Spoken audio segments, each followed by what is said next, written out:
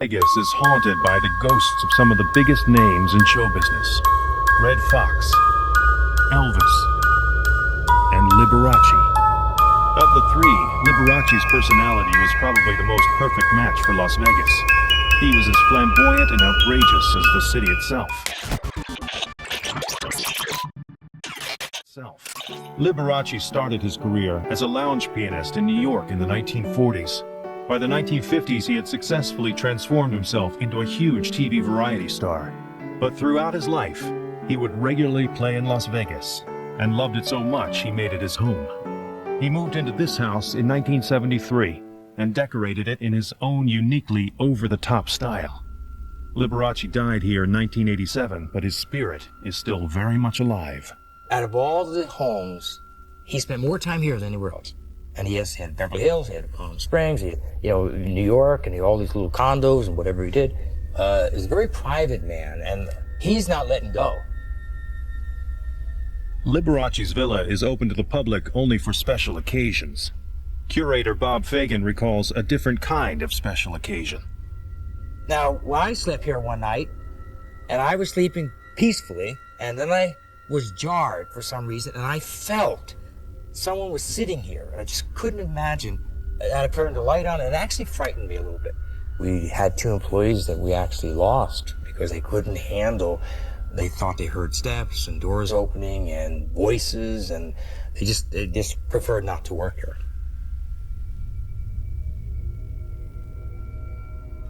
Also said to be haunted is the Liberace Museum, located about a half a mile from the villa. It's one of Las Vegas's major tourist attractions. Visitors get to take a gander at the garish displays of Liberace's far-out costumes, his impressive collection of antique autos, and an extraordinary array of rare pianos he amassed around the world, including this priceless rhinestone-studded instrument. Next door to the museum is the Tivoli Gardens. The restaurant once belonged to Liberace, and it's here that his ghostly presence is said to be most strongly felt.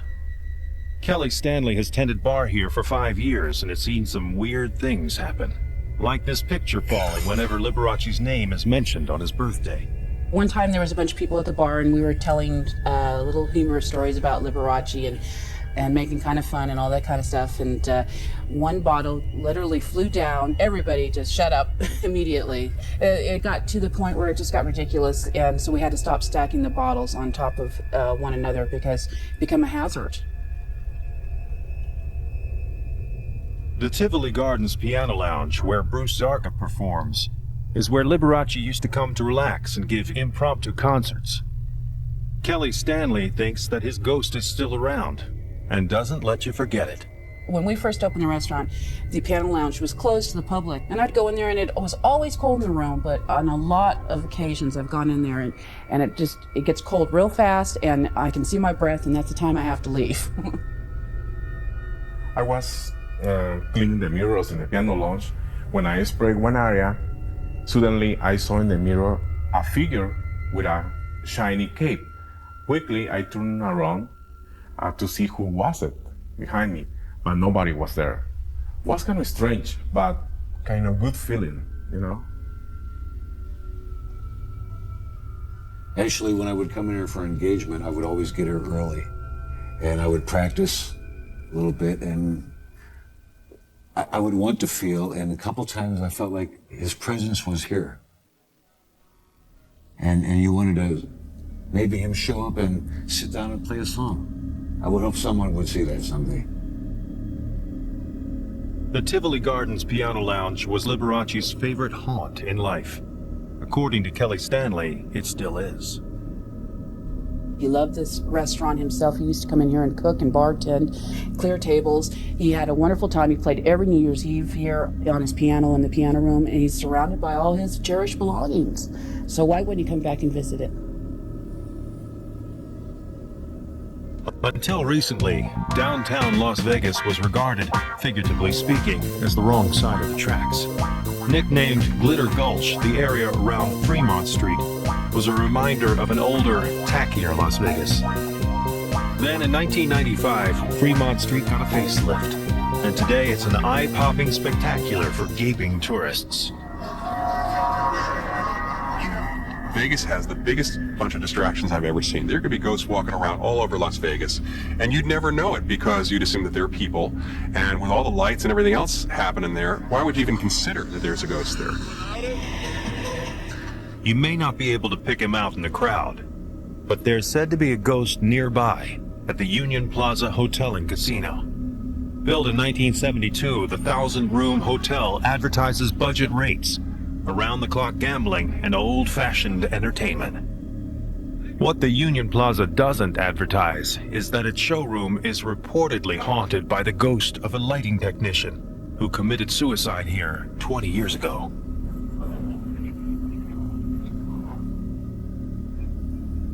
The lighting technician is still at the Union Plaza because he committed suicide and he probably regrets that decision. So he stays at the Union Plaza to give people a hard time, play pranks on those who are in his former environment. Though not quite the Phantom of the Opera, the ghost has supposedly been known to make a nuisance of himself.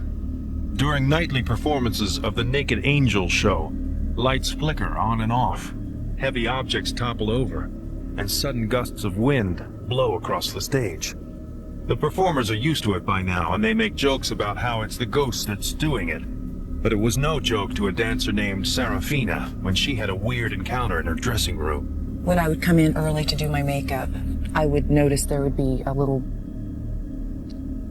cloud-like figure to the right of me, right in the hallway to go to the stage. And I thought it was sort of bizarre because I would keep seeing it when I would sit down and put my makeup on. I'd look back and I'd still see that figure. After repeated run-ins with the mysterious intruder, Serafina decided to confide in the star of the show, magician Jenny Alexander. She said, you know, it's funny because a lot of things have been happening in my dressing room too. Jenny Alexander has been working her magic at the Union Plaza showroom for 4 years. Married to a magician, she heads up a nightly revue that features a stand-up comic and a bevy of barely covered beauties. Never a believer in the supernatural, Jenny began to wonder. A lot of times our lighting will mess up. Some lights will go out and no one can figure out why. They'll come back on later, but especially during certain numbers in the show, the lights will blink on and off for no reason at all. At first, Jenny wrote it off as coincidence, but soon she knew that the strange occurrences were no magic trick.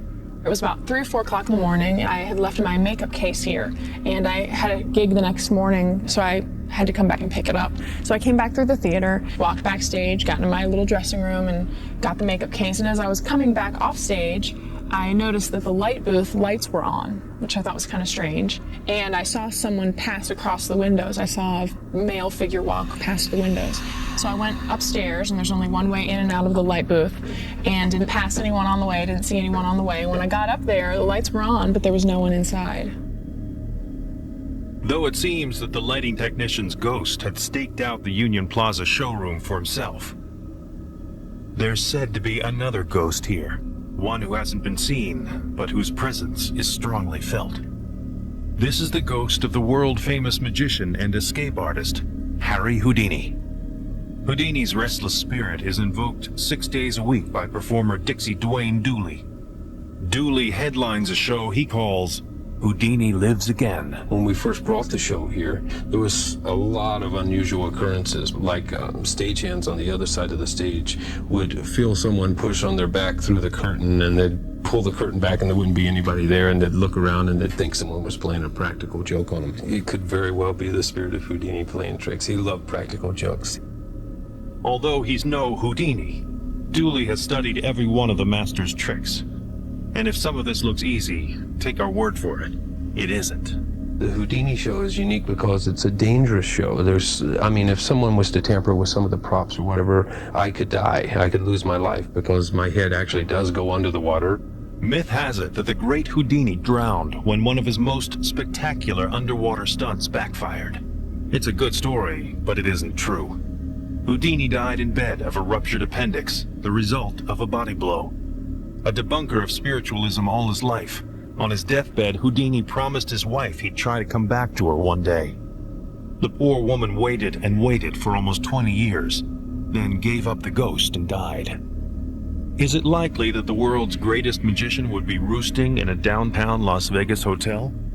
Dixie Dooley thinks it's not only possible, but probable.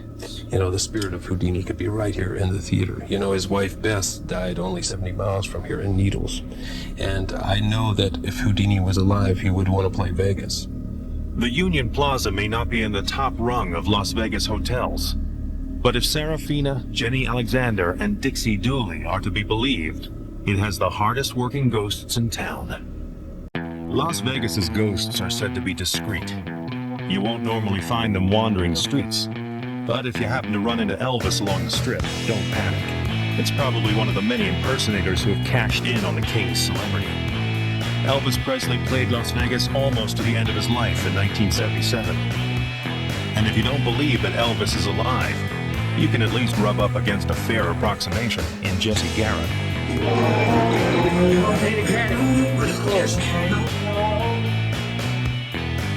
Jesse Garrett earns a decent living imitating Elvis, and he's not bad at what he does. He doesn't claim to have seen Elvis's ghost, but he does say he's had personal contact with the spirit of another celebrity, Red Fox. Fox was a popular stand-up comedian and television star of the hit series Sanford & Son during the 1970s. Jesse was one of Fox's biggest fans. I actually got to meet him once when I was 18 years old, got to go see the show and everything.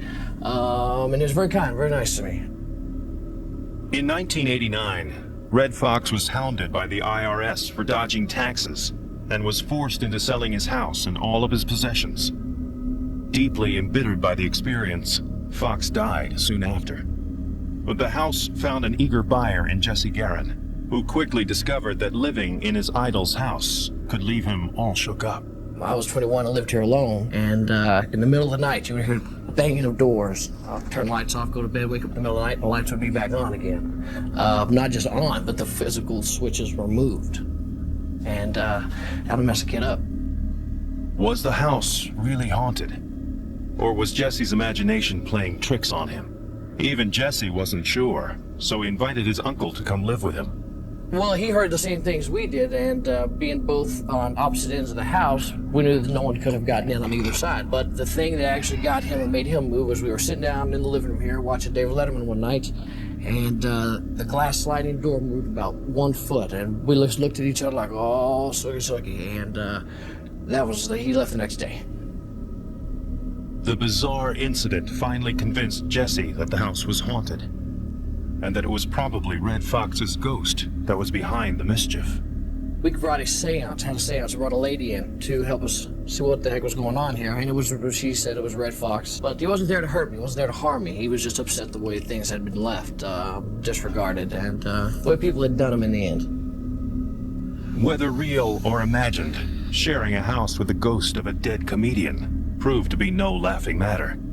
Jesse hung in until he found a buyer, and then he was out. Today, Red Fox's mansion is not what it used to be. It looks like any drab commercial building and is a bit run down. But inside, Red's ghost seems unfazed by the building's crumbling property values. If the IRS and other people are trying to take Red Fox's house from him in life, if he had a real attachment to that house, if he fought it like through every breath in his life, if after his death it might make sense that he would stick around and still protect the place. Fox's mansion is now owned and occupied by an air conditioning company. In the beginning, the employees said that they were kept on edge by the ghost's antics. But by now, everybody regards him as Old Red, a harmless prankster just letting you know this is his house, now and forever. Nobody ever got hurt. Things weren't flying through the air, so there was nothing that spooky or we never felt threatened. As a matter of fact, sometimes you even get kind of a warm feeling when some things happen. Like when we see the blinds moving, and there's no explanation for it. We just know that Red's walking through, and that's fine. It used to be his place. He can. The supposed ghost doesn't pull many surprises. His actions are fairly predictable, and Paul Morlino and his employees just sort of grin and bear it. But when Paul saw a door taking on a life of its own, the joke was over. This was part of his bedroom, and over here was a big sliding glass door. The biggest problem that we had was it kept sliding open for no reason. As a matter of fact, it got so freaky that we took that door right out. We ended up putting this one in. Ever since we've had this one in, at first we didn't have a deadbolt on it, but this door would just all of a sudden by itself just open up. It's really starting to scare me. If I sit in here and forget about it, don't think about it, all of a sudden the door will open up, and I'll be sitting there and a big breeze will come in, and there goes Red. Either he went out or he came in. Goldfield, Nevada is 185 miles north of Las Vegas, but from the looks of it, it could be light years away. Goldfield may look deserted, but people still live here, about 400 people to be exact. But if things keep up as they are, that number is sure to drop. There's hardly anyone alive who remembers when Goldfield was not only the biggest, but also the richest city in Nevada, with a grand hotel as a centerpiece. The Goldfield Hotel shut its doors in 1946, and there hasn't been a paying customer since. But according to some local residents, there are a bunch of freeloaders living inside the hotel. You're not likely to see them unless you believe in ghosts. It's an awesome feeling when you walk in there. It's just such a wonderful, there's like almost like an aroma about it.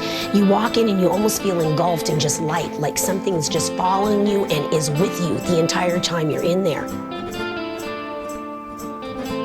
The feeling was a lot different in 1908 when the Goldfield Hotel was built. Nevada was in a gold rush frenzy, and Goldfield was its economic and cultural capital. Its rich mines produced tons and tons of gold. Its population zoomed to 30,000, and its new hotel had the longest bar in the West. When the gold ran out, the good times were over. Goldfield shrank into a small town, and the hotel everyone agreed was the best in the West went into disrepair and finally ruin. But a few townspeople with a passion for the past and a belief in ghosts swear that there's still life inside. Renovation contractor Bob O'Neill is one of them. He was working in the hotel one night when he heard something. About 8 o'clock at night, I heard some music, and it was like a rinky-tink piano, like back in the old days. And I looked down the hallway to the gentleman's bar, and the lights were on, and there were people in there in period clothes dancing and having a great time. And they were having so much fun, I thought I'd like to go down there and have some fun with them. And then I looked back down at my plans and looked back up, it was gone. Virginia Ridgway is head of the Goldfield Historical Society. She's familiar with every ghost story in the hotel and all of its haunted nooks and crannies. To say the hotel has a dark and disturbing past would be an understatement. This room to the left here is the ghost room, where the lady has been described as over in this corner. She was chained to a radiator right here, and there was a little bed here, and I actually have a picture showing her sort of floating in the air over here. And many, many psychics have described this same thing. After the poor woman gave birth, the manager cold-bloodedly killed both mother and baby and buried the infant in the basement. Psychics insist they can feel the mother's tragic presence in the Goldfield Hotel. This is an energy room. Numerous psychics have told me this is a pass-through to other worlds, other lives, whatever. And if you close your eyes and walk toward the window, you're pulled over into this area here. This is the room. One of my friends was here making a pentagram, and another gentleman was behind her, and I'm standing over here just observing because I'm not into that. And I'm standing here, and all of a sudden somebody picks me up from under the arms and slams me against this wall. So the next day, this leg had a bruise the size of a quarter, black, right here, and an identical bruise on the base of my foot, like lightning had gone through my leg. It would be easy to dismiss the Goldfield ghost sightings as a ploy to boost tourism in the old town. After all, most of the traffic between Las Vegas and Reno shoots past without even stopping to look. So when travelers driving by began reporting strange activity in the hotel windows, the Goldfield Sheriff's Department took notice. Former Deputy Sheriff Sandy Spicer was sent to check things out. The first time I was called out, they said that they saw a light up on the second story, kind of floating around a little bit. And when I went in at night, if it wasn't a ghost when I went in there, it would have been when I come back out, I'll promise you that. Despite his bravado, Sandy Spicer is quick to admit that he wasn't anxious to go back into the hotel again. When he had to, it wasn't a pleasant experience. I went in there one time that I can remember, and there was a whole bunch of pigeons up there on the third floor, and at 3 or 4 o'clock in the morning, you're walking through there looking for something. Them suckers all fly up. Damn, boy, all you want to do is get on out of there again. Eventually, the lights flickered out and disappeared. The hotel went dark again and stayed that way ever since. But in this supposedly haunted town, in an isolated area of Nevada, the locals don't take anything for granted. Some of them have seen ghosts at the Goldfield Hotel before, and they're sure they'll see them again. You can't walk up and tell somebody, hey, you didn't see lights going on in there when there's 150 people before you and all over the country say, yeah, I saw those lights, I saw them, and you tell somebody they didn't see them, they're going to get a little perturbed, and I would too. The noise and excitement of Las Vegas. Drive south for 37 miles on Interstate 15 to a place called Good Springs. Good Springs was once the hub of a rich mining district. Today it's a ghost town in more ways than one. The Pioneer Saloon is the oldest working bar in Nevada, and it's made entirely of pressed tin. Legend has it that the Pioneer Saloon is haunted by 2 of Nevada's most famous ghosts. In a case like the Pioneer Bar, perhaps in a violent death, the ghost would not want to leave. He would feel that he's got some reason to stay. His death was unexpected, and he's going to stay there. Visitors come to the Pioneer Saloon to get a taste of the Old West.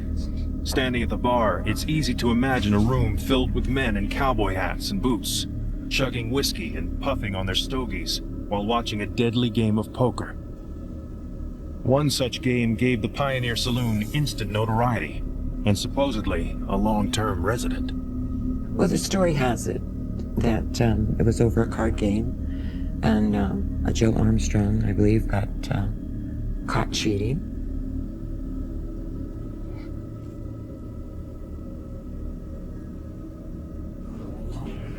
The coroner's report confirms that Joe Armstrong was gunned down by his playing partner. 3 bullet holes preserved in the saloon's walls suggest the killer wasn't exactly a straight shooter. Michelle Hardison is a paranormal enthusiast who believes the Pioneer is haunted by Joe Armstrong's ghost and took pictures to prove it. It's considered a shot with 2 apparitions up towards the ceiling above where the bullet holes were actually still in the wall, over the area where the card game had taken place. And that's where we had gotten one face with a cowboy hat on it and another with a cowboy hat in the mist. So it obviously confirmed our feelings that we were getting also of being watched and looked down upon. Joe Armstrong's ghost still shows up in the Pioneer Saloon, according to some eyewitnesses. Most were reluctant to tell us about it for fear of being ridiculed. But longtime barkeeper Karen Cobb has no inhibitions about relating her experiences with the Pioneer Saloon's other legendary ghost, a grizzled old miner. I'd heard rumors from the other bartenders, well, there were ghosts here and that, and I didn't pay any attention. And going into about 2 years, I poured a couple beers and walked down to the end of the bar to serve him, turned my head, and there he was, and I said no, and looked for a moment, and put the beers down, and looked back, and he was gone. But it was so real that I almost gonna say, you know, what can I help you with? I've been here 5 years. I've probably seen him maybe 3 different times. Michelle from the Ghost Society, she came out and put up her equipment and took some pictures and that, and she got a few with the look I bought over my shoulder. The old miner comes from a time when Good Springs was in its glory days. a mining town bustling with activity and newfound riches. Good Springs had a population of about 500, mostly rugged men working in the mines. But there were always a few loners who would prefer digging in the hills for a big strike of their own. It was a solitary existence, and the Pioneer Saloon was probably the only place a lone prospector could slake his thirst. I think he was probably very comfortable here, and this was a place he enjoyed being, and I think you kind of get the impression he's just hanging out and watching what's going on. He's not here all the time either. It's not when it's loud or when it's quiet. He'll just kind of like breeze by you, and you just don't pay any attention to it anymore. You just know he's fine. The alleged ghost generally keeps his distance, and the saloon's regulars take his presence for granted. But bartender Sherry Rhodes insists she once had a close brush with the ghost. There's been a time or two when I've been sitting over here playing the slot machines, and he'll come up and stand directly behind you. Just stand there. The spookiest occurrence of all took place one afternoon when bartender Karen Cobb was busy serving drinks to the customers. She was carrying a tray and slipped. Well, let her tell the story. I pulled the buckets out because I was going to empty them. And somebody wanted a beer, and I forgot that they were in my path. And I grabbed beers and went walking down to the end of the bar. I tripped on one. And when I landed, it felt like I was in slow motion. And the customers that were at the bar, they were all leaning over looking to see. And I was embarrassed. And they said, well, they'd never seen anybody fall in slow motion before. The little miner was there to help me down, make sure I didn't hurt myself. Good Springs will never recapture its faded glory, but it will never give up the ghostly memories of its past. Not only since this investigation here at the Pioneer, we have also had 2 residents contact us, and we are in the process right now of doing another private resident up here that is having some phenomena happen also. So this whole town, it's not just the Pioneer Saloon, it's the whole town, the excitement, the era that it went through, and everything that has happened here. So there's a lot more than just 1 or 2 people hanging around. The extravagant hotels sparkling at night seem bleached out by the desert sun. Everything slows down a bit. It's a good time to take a 30-mile drive to Hoover Dam on the Nevada-Arizona border. Hoover Dam is an awesome sight. 726 feet high, nearly a mile wide, it's built into a deep canyon bisected by the Colorado River, whose raging waters are diverted into irrigation and hydroelectric power for Nevada, Utah, and Southern California. Hoover Dam attracts over 1 million visitors a year. Guided tours tell you everything there is to know about Hoover Dam, with one exception. It is haunted. It's not something that I suppose the Bureau of Reclamation would like people to know about. I mean, I certainly don't know why not. Hoover Dam was started in 1931 and finished in 1935, 2 years ahead of schedule. The dam cost $135 million, a staggering amount in those days. It took 15,000 men and an army of machines to put the dam together, concrete block by concrete block. The work was backbreaking and dangerous, but for its time, the official death toll was relatively low. 96 officially. 26 had machinery equipped to rock spot them to top the canyons. 26 were like ice skaters. They built in the canyon walls. We had some electrocution in the tunnels. They had some premature explosion of dynamite. 3 river drownings, 1 elevator accident, 1 cable accident for 96 bodies that actually came out of the canyon. The ghost of one of the workers killed in the early 30s is supposedly lingering on here. It's rumored that he's been sighted wandering among the gigantic generators in Hoover Dam's man-made caverns, trying hard to make human contact and not having any luck. He appears to be trying to speak. His mouth is moving, but words aren't coming out. Unable to be heard, the ghost is said to make his presence felt in other ways. Loosening a tightly fastened nut is one of them. But the average hard hat at Hoover Dam isn't into ghosts, and the occurrences are chalked up to carelessness or coincidence.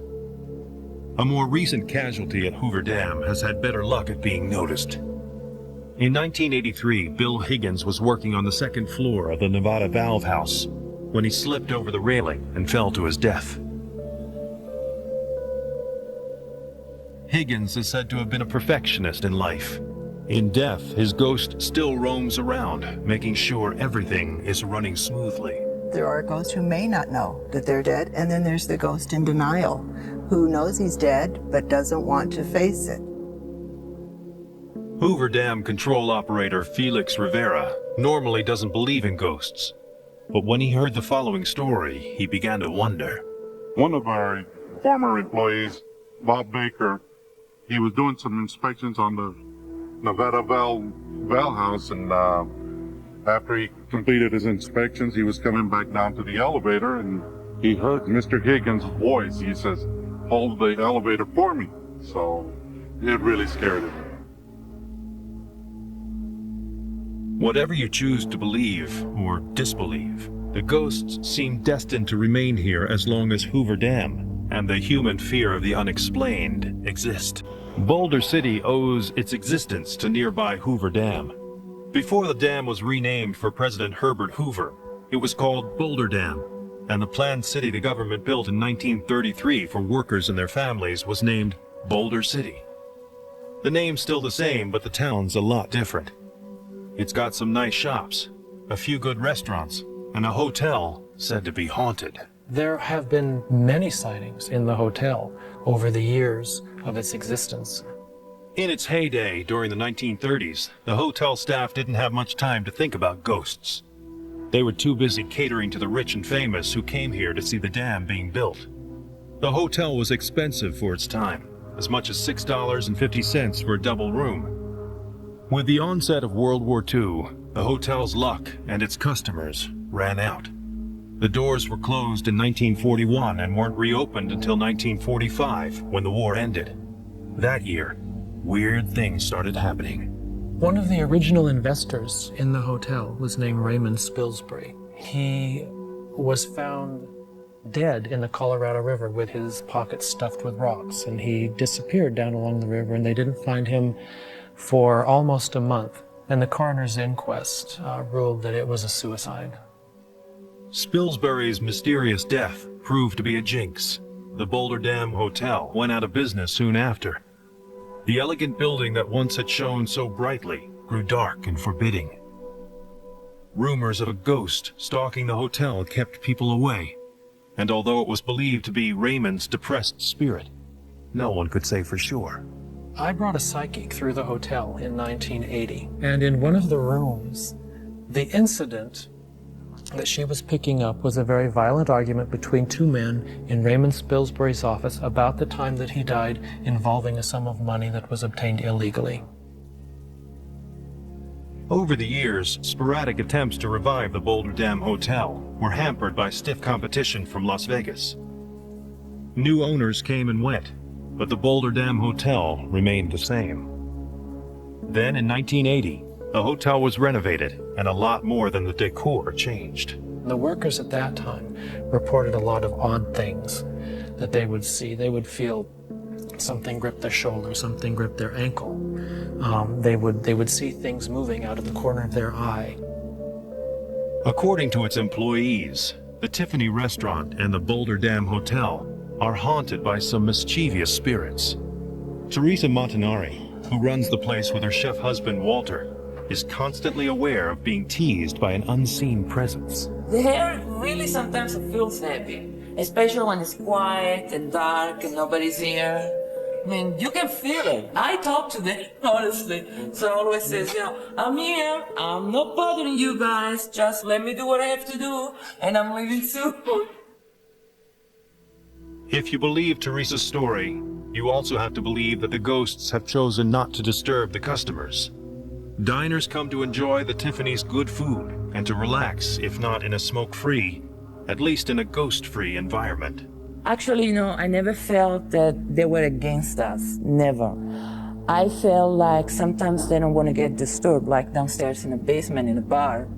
Even growing up here in Boulder City, I used to hear stories about the basement of the Boulder Dam Hotel. The psychic I brought through in 1980, in fact, refused to go in the basement. She got to the first step and froze. But as we sat on that step, she described a man that had been killed during construction of the hotel, and his body is supposedly buried under the concrete. Dennis believes it's the worker's ghost haunting the basement. As official historian of Boulder City, Dennis was out to prove that the ghost was not a figment of his imagination.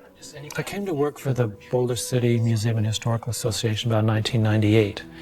And my workspace and my office, as it turned out, are in the basement. And that is the spot where the gentleman appeared. Ghosts, according to Dennis, can be identified by a strong scent. He was working in his office when he suddenly smelled cigarette smoke. And I turned around doing my work, and I saw the gentleman standing there, dressed in a white shirt, rolled up at the sleeves, and he was standing there with a cigarette looking at me, and vanished, and the smell of the cigarette smoke dissipated. The ghost never showed up again in Dennis's office, but that doesn't shake Dennis's belief that it's still wandering around the halls of the Boulder Dam Hotel, and that one day it'll drop in again, maybe to ask for a light. Goldfield is a far cry from Las Vegas, but they have one thing in common. They're both haunted by ghostly reminders of a colorful and violent past, which may be a bigger draw for tourists than we know. This is just a reminder to subscribe to enjoy our growing collection of paranormal content. Don't forget to like your favorite episode and ring the bell to be notified of new content. As always, thanks for watching.